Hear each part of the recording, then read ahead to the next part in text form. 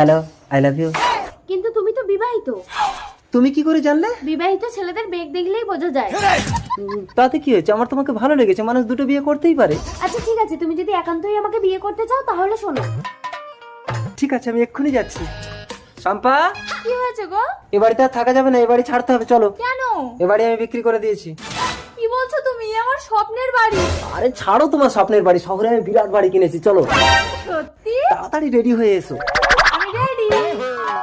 Ready? চলো চলো চলো। सबर करो। হ্যাঁ গো, আমরা কি রেলগাড়ি চেপে শহরে যাব? হ্যাঁ, তুমি এখানে বসো, আমি একটা বড় রেলগাড়ি ভাড়া করে নিয়ে আসছি। গয়া। এই নাও, তোমার কথা মতো বউকে তাড়িয়ে ঘর বিক্রি করে টাকা এনেছি। গুড। এই টাকাটা কোনো তো? ডার্লিং, কে এটা? এ আমার স্বামী। তুমি বিবাহিত? হ্যাঁ তো, তোমরা ছেলেরা যদি দুটো বিয়ে করতে পারো, আমরা মেয়েরা কেন পারবো না? এই আমার টাকা দাও। এই মারো ওকে। কি ব্যাপার, সকাল থেকে সন্ধে হয়ে গেল এখনো কি একটা রেলগাড়ি ভাড়া করতে পারেনি? কত